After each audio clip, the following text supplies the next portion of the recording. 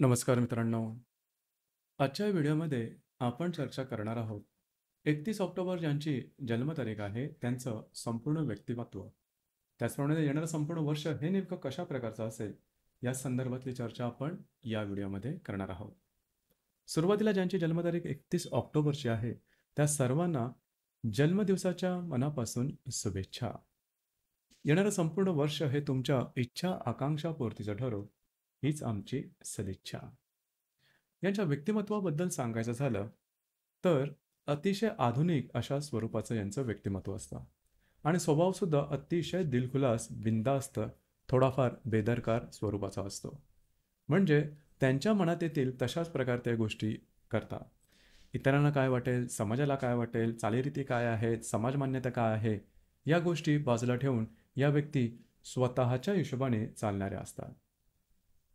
त्याचप्रमाणे एकदा एखादी गोष्ट मनात घेतली तर ती कुठल्याही परिस्थितीत पूर्ण करतात. इरेला पडणाऱ्या असतात.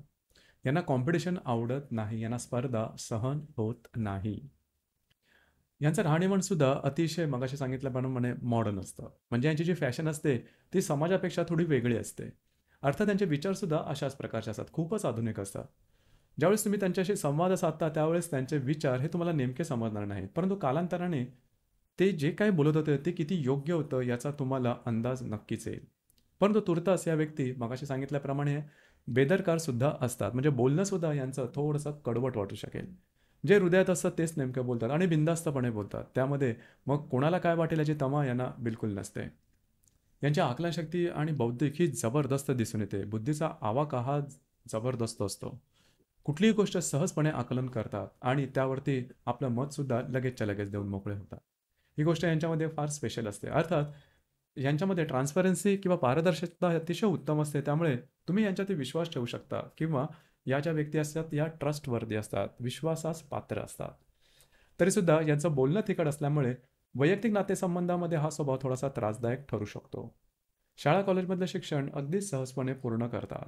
यांत्रिकी, अभियांत्रिकी स्वरूपातली कामं यांना अतिशय आवडतात. एखाद्या विषयावरती खूप काळ विचार करत बसणं, थांबून बसणं यांना आवडत नाही.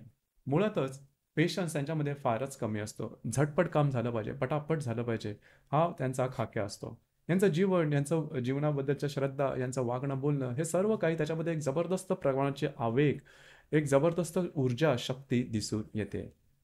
या व्यक्ती कुणालाही घाबरत नाहीत. ना कुठल्या परिस्थितीला, ना कुठल्या व्यक्तीला.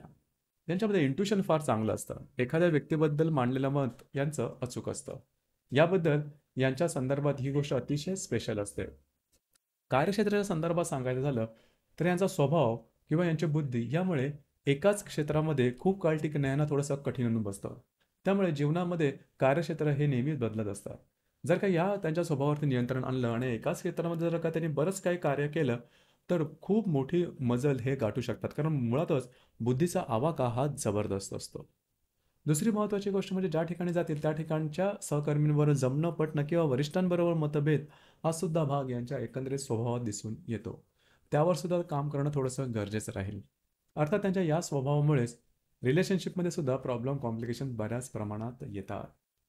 रिलेशनशिप यांचे भरपूर होतात, परंतु रिलेशनशिप सफल होणं थोडंसं कठीण होऊन बसतं. हीच गोष्ट वैवाहिक जीवनामध्ये सुद्धा बऱ्याच प्रमाणात दिसून येते.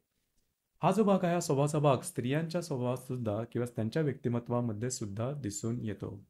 पित्याचं सुख कमी मिळणं, पित्याच्या जीवनामध्ये काही त्रासदायक गोष्टींना सामोरं जावं लागणं, आर्थिक संदर्भात गोष्टी स्थिर नसणं, अशा प्रकारचे अनुभव सुद्धा यांना दिसून येतात किंवा पित्यापासून लांब राहणं हा सुद्धा प्रकार यांच्यामध्ये दिसून येतो.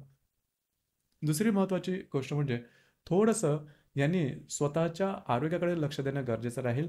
बिनधास्तपणा यांच्यामध्ये असतो, त्याच्यामुळे ॲक्सिडेंट प्रोन अशा प्रकारचे असतात. यांच्या जीवनात कधी ना कधी अपघात झालेला हा असतोच. अर्थात त्यावरती लक्ष देणं गरजेचं राहील. ड्रायव्हिंग करताना सुद्धा स्वतःच्या भावभावनांवर ते कंट्रोल करणं फारच गरजेचं राहील. या ज्या व्यक्ती असतात या मनमोकळ्या असतात. म्हणजे मैत्री तुम्ही यांच्याशी करू शकता. मैत्रीला जागणाऱ्या असतात. म्हणजेच आपला मित्र समजा कितीही संकटात असेल तर त्यामध्ये धावून जाण्याची गोष्ट यांच्यामध्ये असते. संपूर्ण समाजाला, संपूर्ण जगाच्या विरोधात उभं ठाकून तुमच्या खांद्याला खांदा लावून उभं राहणारे ह्या व्यक्ती असतात. म्हणजेच मैत्रीला जागणाऱ्या व्यक्ती असतात.